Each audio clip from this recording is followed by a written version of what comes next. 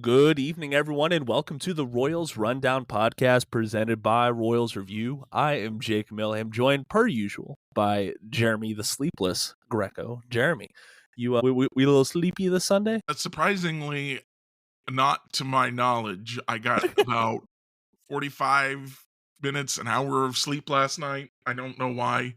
Just some random insomnia, I guess. But I don't feel tired. But like, you know how people are like, I'm good to drive when they're drunk and then they're not. I'm afraid that might be what happens. We'll have to see, I guess. There is only one way to find out, and we'll see how this devolves over the podcast span. But before we get too deep into it, make sure you go check out royalsreview.com for all the Royals news, analysis, and commentary you need. I know it's a little bit quiet time for the off season right now, but Jeremy did put out his Royals Hall of Fame ballot, so go check that out. Plus, there's some Much good more things in the controversial than I rumblings. thought it was going to be. Yeah, that drew the ire of some folks, Jeremy. I was a I little caught off knew that guard. there were going to be some people that disagreed with me. I did not expect the number of people or the vitriol with which some of them disagreed with me. Yes. There's a lot of passion in the comment section is the way I would put it. Make sure you go sign up for an account over at royalsreview.com so you can join in on the discussion. So, Jeremy, since we last spoke on Wednesday, not a whole lot's happened with the Royals. Really, no news breaking, no transactions, nothing like that. It was overall a quiet winter meetings for the Royals. But it seems like it was that way for the majority of clubs. Like, There were some big names that went off the board. Willie Adames, Juan Soto, Max Fried, Michael Conforto was not really a big name, but he was a big name in his tier. Yes. But yeah, then it kind of settled back down again. Yeah, that it is. So it's a little surprising. I would say a little bit disappointing. There was the Kyle Tucker trade too. I Oh forgot yeah. about that. Excuse me.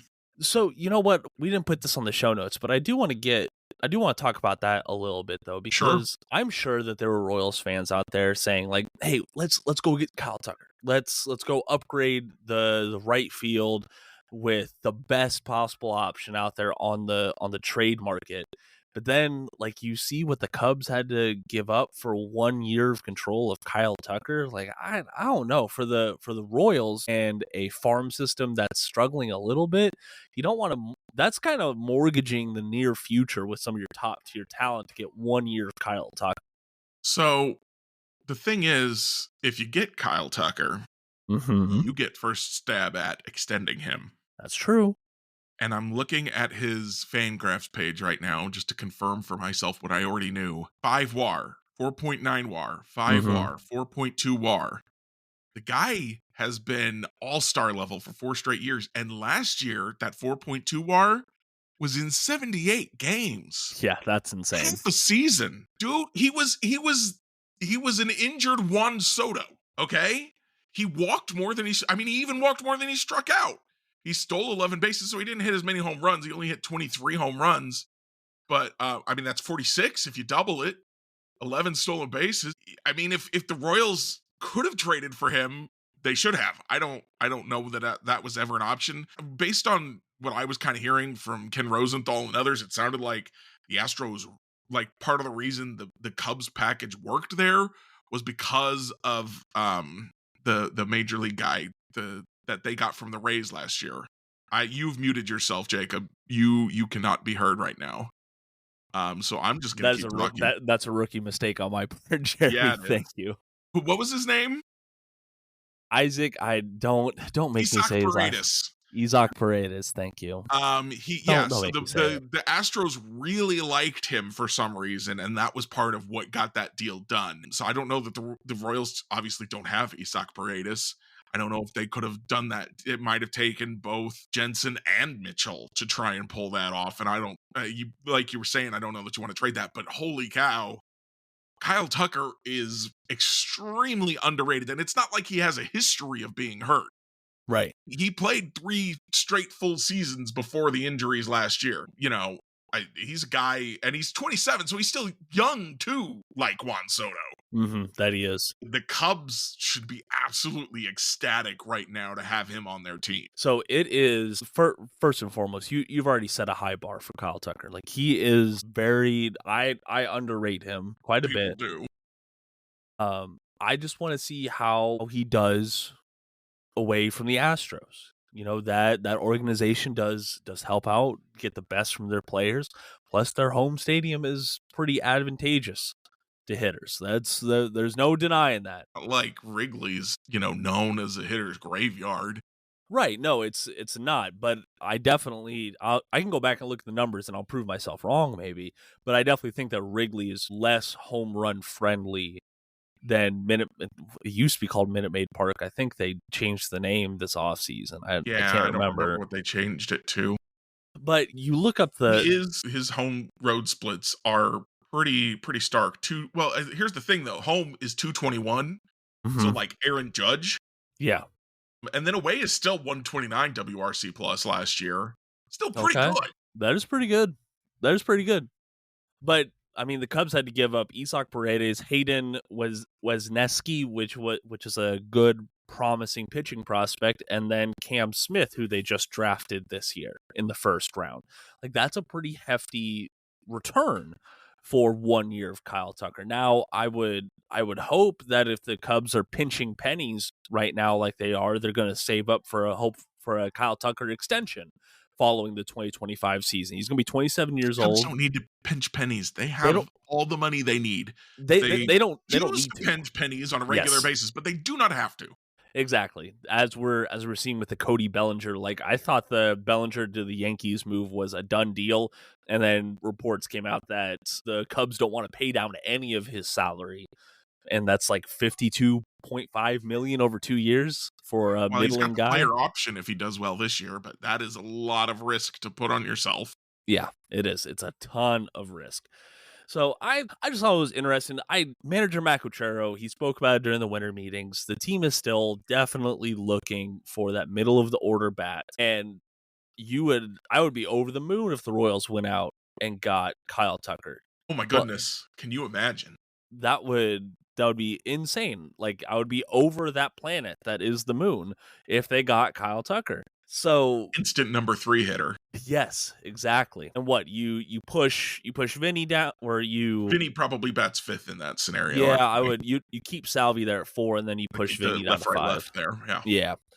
But it's not going to happen. No, not going to happen. Not going to dwell on it too much. Maybe the Cubs won't extend him, and the Royals can go after him in free agency.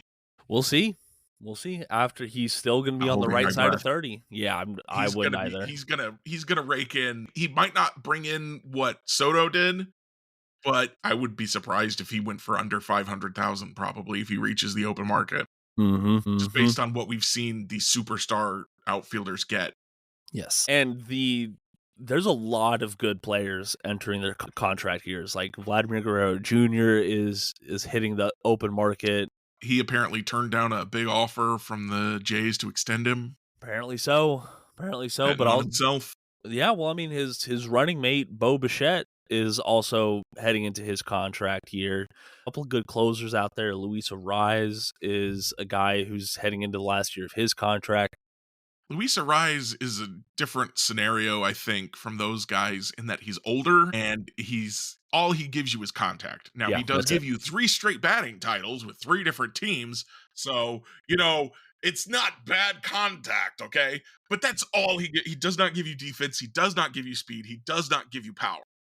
Yep, he's a one-tool guy, but damn, that tool is really, really good. I will say that. Back to what Quatraro was talking about to close out the winter meetings, he did give us a little bit of clarity on Maikel Garcia. Said that he was primarily going to be playing third base, and right now the Royals' moves haven't disproven that. Like they haven't gone out and even gotten spring training competition for third base. It's been very quiet there. Still got a lot of time left. We do. I have to point out, because I didn't realize this. I think it was in Fridays, which is a free one, by the way, into the Crown. He does a free post every Friday. Lesky does over there. So, sign up for free, even if you don't want to pay, which you should pay. but sign up for free. He pointed out, we've been talking about, oh, the Royals moved real fast last year. Maybe they're being more patient this year. They did move real fast last year, but their signings didn't start until a year ago next week. So that Oh, was, wow. we're not even to the point of fast moving yet. Okay. I think that's an important distinction because I hadn't realized that. Because I was also out here saying, oh, the Royals are slow playing it this year. Well, they could still be fast tracking, but that would be next week, and that would still be really ahead of everything. Mm-hmm. And of course, they were the first ones to re-sign Waka, the first ones to make the trade for India. So they were fast in some ways. They have already made a couple of the bigger moves of the offseason. Yeah, they definitely have. And I don't agree with the fans out there that are like, come on, JJ, do something. Like I'm noting what they haven't done yet, but I'm still trusting the process. Like there hasn't been a whole lot of major relief signings right now.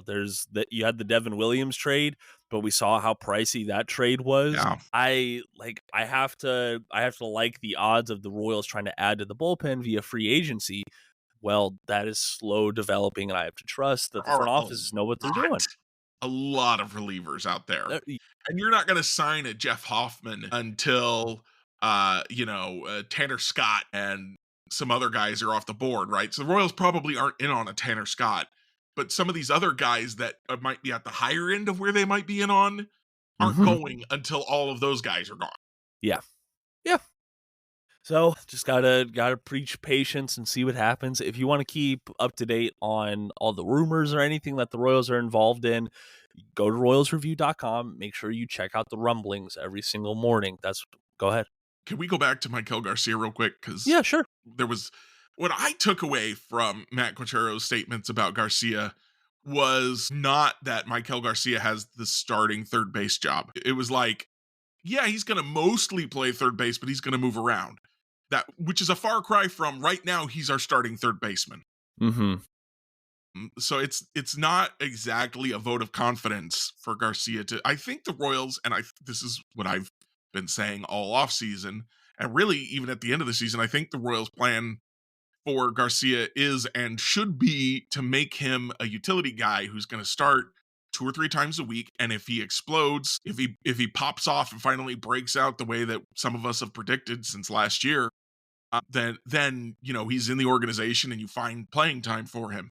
But otherwise, you just use what tools he has in the best way that you can. So I think the Royals do recognize that. This is not, again, you said trust the process, which was always a Dayton Mooreism. But JJ Piccolo earned that trust with the offseason, and John Sherman earned that trust with the offseason they had last year, where they did go out and fill in the holes. And didn't just say, well, Daniel Lynch will be a starter and it'll be fine. We already paid Jordan Lyles, so he's going to be a starter and it's fine. So they've earned enough trust for us to wait until at least spring training before we say, hey, what are you doing? There's still lots of offseason left. And the Royals are giving all the right signals of like, yeah, we're not just going to rest on our laurels because we made the playoffs and everything's going to be hunky-dory from now on. Right. And I'm even backpedaling a little bit further to what you said earlier about the Chicago Cubs not needing to pinch pennies. Well, right now we're looking at an AL Central right now that's kind of filled with penny pitching teams. The White Sox aren't going to be doing a whole lot. The Cleveland Guardians are known for being frugal, and reportedly right now the Minnesota Twins are looking to shed payroll, even though their opening day payroll is going to be like a 130, which is very much below average, I would say. And when you go back and look at a Twins team that was projected to be the AL Central winner in 2024, they took a big step, quote unquote. I mean, they still won 82 games, so you can squint and see, well, maybe if they added a couple of pieces, they could be right back in it. They're shedding payroll, and they might be like third in the division. This is, and given the context we learned because of the athletic situation, where the Athletic wrote about the Athletics that they have to spend $105 million. It's just embarrassing that like you have to spend 105, you're at 130 and you're shedding payroll. Yeah. Like, really? That's the best you can do? I think that's what they And the gotta do. Royals, I don't want to criticize the Royals too much, but they're at 115. Yeah. They should be going higher. And some people have said they could go as high as 140. As other people have said they're going to stick at 120. Some people said somewhere in between. And I'm like, if you have to spend 105 and you've got a good team and you want to show Bobby Witt Jr., you want to continue to show Bobby Witt Jr. that you're dedicated to winning, maybe spend a little bit more than the minimum. Mm-hmm. Precisely. And I don't know. I'm definitely ready for the next move. Like I'm sure people are tired out there of seeing like the projected moves. Oh, the Royals should go get this guy. Oh, the Royals should go get that guy. Well, because we're ready. We're ready for that next move to come. A couple other moves that Cotrero did clarify on. Number one, they are looking for that utility guy. And I know Royals fans might roll their eyes seeing that, but let's be honest, Adam Frazier and Garrett Hampson saw the field a lot because they had that quality. So if you want to go and add like a quality, like left-handed hitting utility guy, that might be an underrated role in Kansas City, right, Jeremy? Yeah, this is you want the team to be more like the Rays, you say. Yeah, First of all, I say not too much though, not okay? too much. But also that means having bench players that you can platoon with and do different things with. And that means, you got to go get them. Apparently, Brett Beatty was a guy that they were thinking about possibly for that. As I've said, I think they're thinking Maikel Garcia could be a guy that kind of does that for them, but they would have to find that third base starter. And so, it makes sense that they're looking for, because you don't want to go into the season and say, well, Nick Loftin, you're all we've got. And then, Yeah, well, Nick Loftin got hurt. Who are you going to play? You got to have somebody, right? So somebody. you gotta have depth is a big thing, and you really would like someone like a Nick Loftin to be the depth, not the guy. Yes, exactly. And I'm sorry. I love Nick Loftin as a prospect. He just has not flashed at all at the major league level. Maybe 2025 is his year, but he kind of has to prove that first before I will believe in any semblance of it. Yeah, how old is he now? That's a big question I for think me. he's 26. I mean, that's getting pretty old for proving it. Now, Yeah. it's not impossible. Yeah, this will be his age 26 season coming up. Okay. So that's not impossible, No, it's not. because especially as a utility guy, you can see because guys tend to um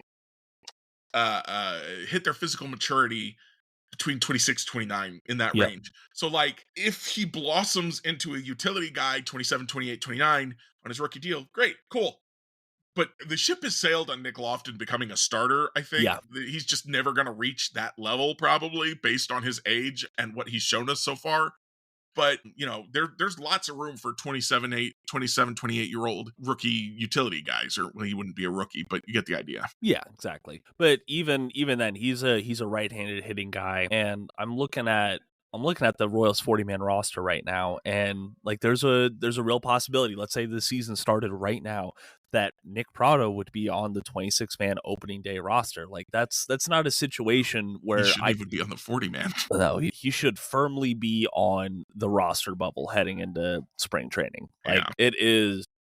I'm sad to see where like he was riding high in 2022. Like he was with that Vinny Pasquantino, the MJ Melendez. Like, okay, maybe this is something serious. We got some talent here, and the wheels just fell off. So I wish the best of luck to him, but I just don't think he should be on the 40-man roster right now. Yeah, there comes a point when you have to move on. I know that it's some Royals fans, maybe not many, miss Ryan O'Hearn now because he's Yeah, been good for the Orioles for the past couple of years. But it wasn't going to happen in Kansas City. apparently not. They gave him too many chances. Yeah, they really did. And so, like, sometimes you just got to let a guy go. And if he succeeds elsewhere, well, that happens. It wasn't going to happen here. And with the Nick Prado, it isn't going to happen here. Nope. Maybe he unlocks it somewhere else. But that is, I bring that up specifically because I really think that an underrated need for this team right now is some first base depth. Like there has to be maybe a right-handed hitting first baseman. We saw what this team looks like without Vinny Pasquantino for extended stretches last season and the season before, and it's not pretty. It's not good. And I kudos to Salvador Perez. Like, he has really made that transition over to first base look Stunning. seamless. It's been I have been shocked at several points. Like, man, he makes it look smooth out there. Yeah, he's might be the best defensive first baseman the Royals have employed in my fandom. Maybe so, which is crazy to say. Yeah. But I still don't think like he should be the primary option, let's say, if Vinny went down again for a month. You don't want to put Well, then you Salvador don't have a Perez over there. catcher because Freddie for me looks like they tried to give him more playing time. They're like he's hitting, nobody else is, so they gave Freddie more playing time. Didn't exactly work out. No, Freddie really cooled off there at the end of the So season. you don't want that to be the plan. Again, if it happens, if you're like, well, Freddie, you got to play, and then he plays well, great, cool. That you can't plan for him to do that. It's just not where you want to be. Exactly. But like the past 2 seasons, the Royals relied on Nick Prado filling in for Vinny, and then they got like Yuli Gurriel was palatable over there at first base. They got to add someone who can play that spot, I think. But we'll see what happens. I do want to get to something that MLB.com's Annie Rogers put out on her newsletter. If you're not subscribed to the newsletter, go subscribe to the Royals Beat on MLB.com. You will not regret it. There's usually most of her articles will end up coming out on the front page of their website, but I've seen a ton of like interviews and really good tidbits that don't make that cut. So it's a good spot to stay informed as a Royals fan. On her latest edition, she set out the bullpen in tiers. So, Jeremy, I want to go kind of tier by tier here and react to them. She started off with the locks. Makes sense. She had 4 locks, and this is a varying degree of like, okay, that makes sense, and what the hell. It started off with Lucas Erceg, Hunter Harvey, John Schreiber, and then ended off with Chris Stratton, of all people. I mean, Erceg, Harvey, Schreiber, I definitely get those guys. Erceg and Schreiber proved their value in the 2024 season. Harvey, you invested a lot trading for him, but injuries really derailed his time here. Stratton is the one that I went like, come on, why we can't get better? Can I let me just quote her article here? Yes, please. Stratton had a poor 2024 and exercised his $4.5 million player option to return in 25.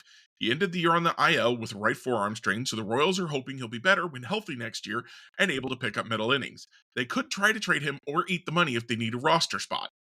That's not how you describe a lock. No. I'm a little bit baffled that she listed him as a lock when she does not describe him as one. He's a lock if he's on the roster. Well, yes, that and it's bright outside when the sun is shining. What are we doing here? I love Annie. This sounds like an awful criticism of her. I promise it's not. It's just one of those things that I'm like, okay, don't read. I guess my real point here is don't read too hard in the Chris Stratton is listed as a lock, because I think that she does not mean that in the sense that, yeah, he's definitely going to be a Royal next year. I think she means, yeah, he's got a guaranteed contract. Gotcha. Okay, well, see, that makes sense then. Moving on down to in the mix, this is the biggest field on this list. A lot of former hopeful starting pitching here.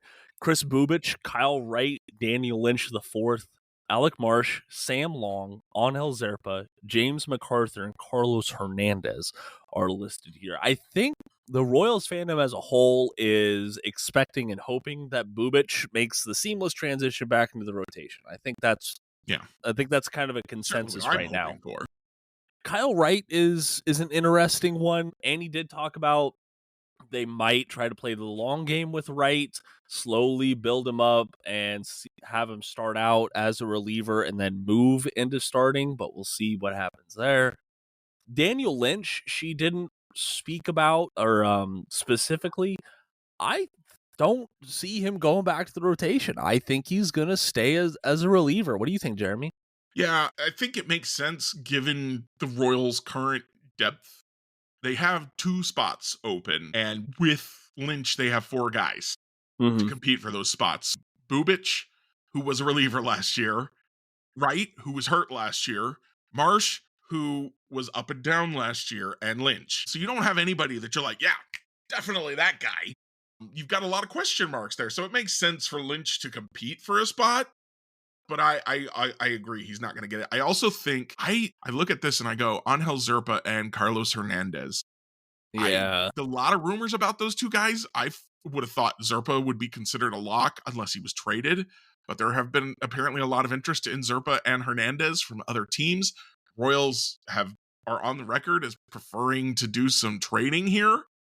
So it feels like one or both of those guys could be part of trades, and then the Royals would have to go find other relievers to fill those spots. I don't think that if teams want to trade for the upside of Zerpa and Hernandez, then the Royals can sign a reliever with the floor of Zerpa and Hernandez, or even higher floor than Zerpa and Hernandez, for not that much money, and fill in those middle innings with those guys. So I would look for those two to kind of be on the move. Lynch, I do expect to probably be in the bullpen. I don't think he's got any value as a trade piece. Bubic, I think, is going to be in the rotation. And then it's kind of probably going to be Wright and Marsh for that fifth spot. And it's going to mostly, I think we'll see both of them start and both of them relieve at points in the year. Yeah, for sure. I think those are your flex guys. And then you want to see the Royals add some depth. Even if they don't trade Zerpa and Hernandez, you're going to want some swingman depth, a la Maikel Lorenzen. Maybe not Lorenzen, but like him. And the guy that we haven't said a word about, the former closer for the Royals, James MacArthur. Like right now, if you pull up Fangraph's roster resource, he's not even projected to be on the opening day roster. He's projected to start out the year in AAA, which is disappointing, but I don't know. Shocked. I wouldn't be shocked either, and I don't know. I would be. Sorry. You would be? I would be shocked if he wasn't on the opening day roster, yeah. Why is that? The stuff's too good. All right. The stuff's too good, and I kind of think Zerpa and Hernandez won't be there. So you got some spots to fill, and I think that MacArthur had some struggles, some mechanical struggles in the middle of the year and late in the year, and I think that he's going to have a whole offseason to work through those. And I think he's going to be an effective pitcher next year. Okay. All right. I just want to see. I want to see some more. He ended up on a sour note with the Royals last year. He does have one minor league option remaining, so that does mean he has more roster flexibility than guys like Sam Long, Carlos Hernandez, Stratton. So that could give him an edge when you're looking at the final layout of this whole thing. Moving on down to outside shot is what this last tier is called. Surprisingly, she listed Noah Cameron here, the Royals' number 12 prospect. Spent his whole career as a starter, but listed here in the bullpen race. And then Steven Cruz, Jonathan Bolin, Evan Sisk, Eric Sarantola, and Lunder Avila. Jeremy, those last two guys, Sarantola and Avila, they're both top 30 prospects. Both have good relief potential. But I definitely just think they were added at the 40-man to protect them from the draft. I don't know how viable their opening day chances are. Well, that's why they're outside shots. Right, exactly. I think Steven Cruz and Evan Sisk, I would bump them up in the mix. I would too. Especially considering that, again, I think Zerpa and or Hernandez could be pitching for other teams come spring training. So when I look at this list, you've got 4 guys at the top that are guaranteed in there. And then you go down and you've got Bubic. Let's say Bubic and Wright are both in the rotation. So then you have Lynch, Marsh, Long, MacArthur. That's actually your 8 right there if you trade Zerpa and Hernandez. Yeah. And then, so if you get a Steven Cruz or an Evan Sisk, you'd probably have to demote MacArthur. Alec Marsh might have some options left if they wanted to demote him to keep him stretched out.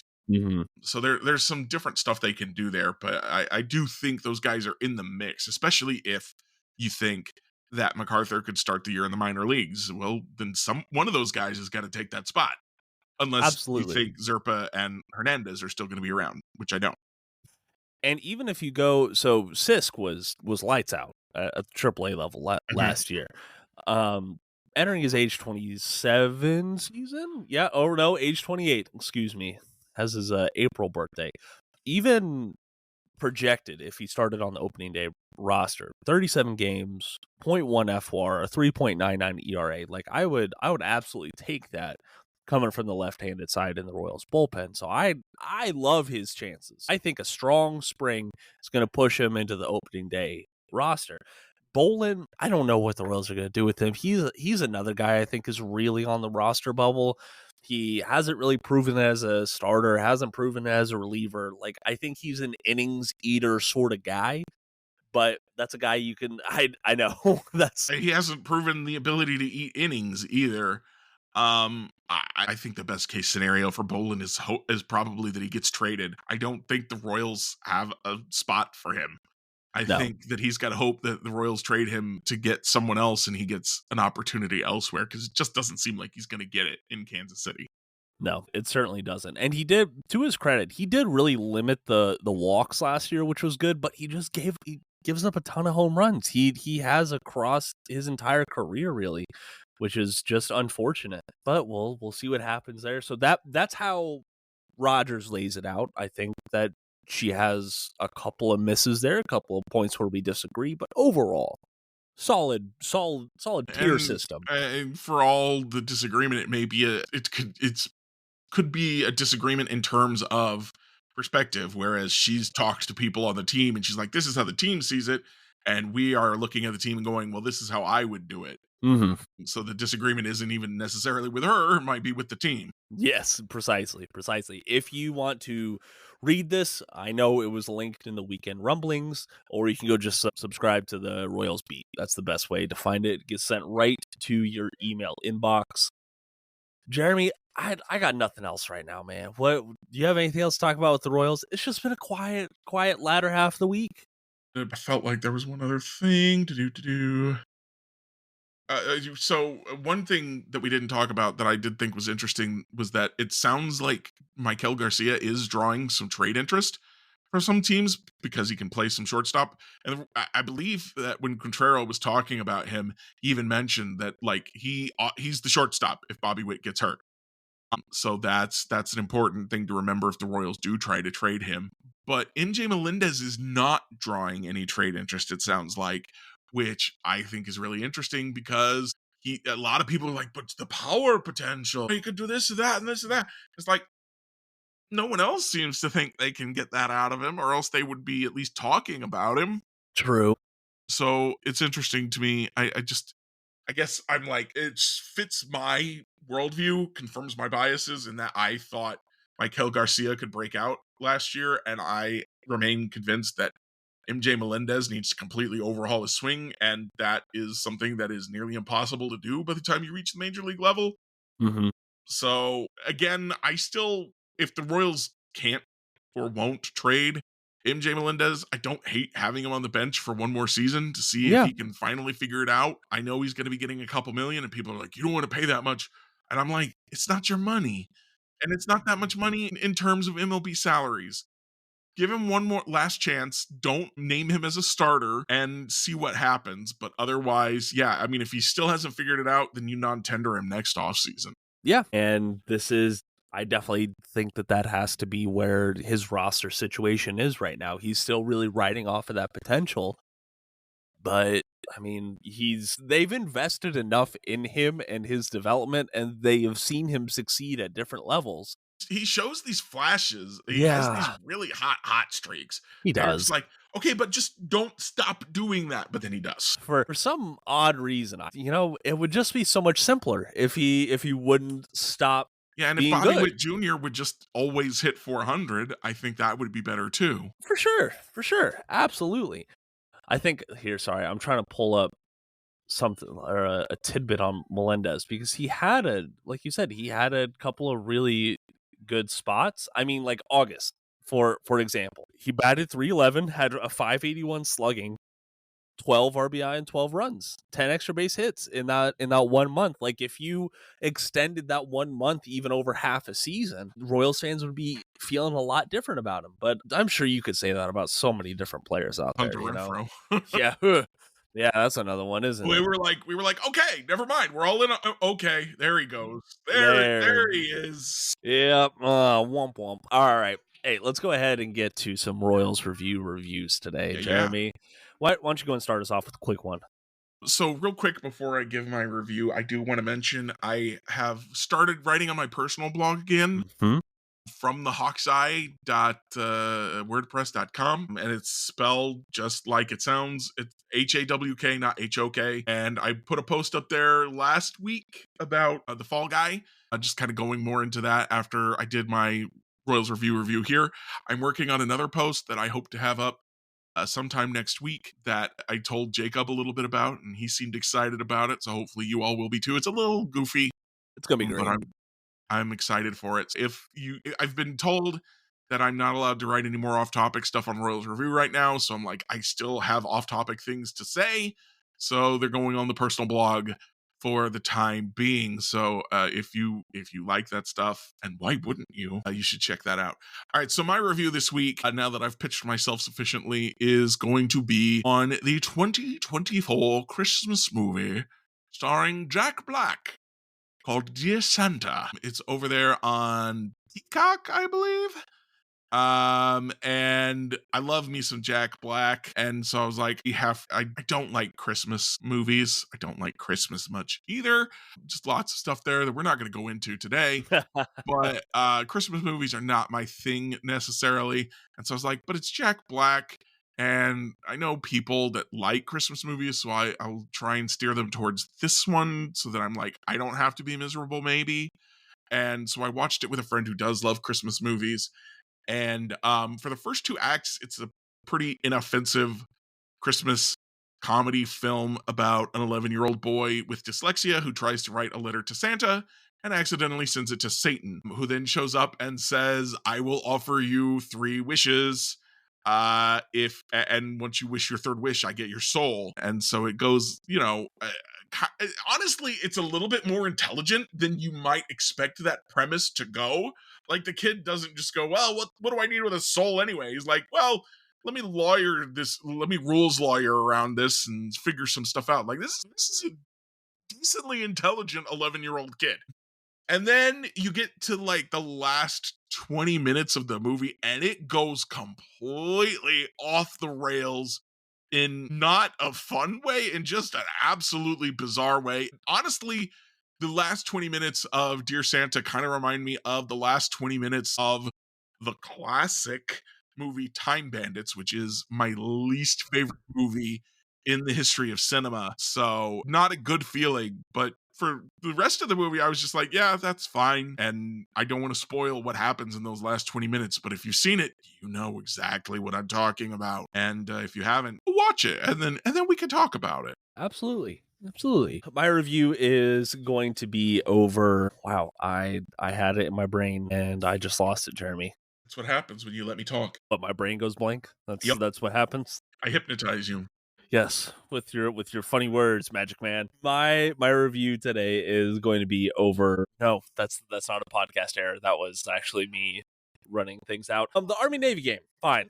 I sat down and I watched the whole Army Navy football game on Saturday. I thought it was great. I absolutely loved that Navy won, of course, in blowout fashion. I think it is a very fun rivalry that's been going for a very, very long time. There's a lot of good books and documentaries about the history of the game and why it's been going on for so long. And at the end of the day, it is true when they say it. No matter who wins, America wins in the Army Navy football game. So go Navy, beat Army. Jeremy, yes, I know, man. I drew a blank over a review, and I watched the game yesterday. So no matter who wins, America wins. Yeah, these are both American teams.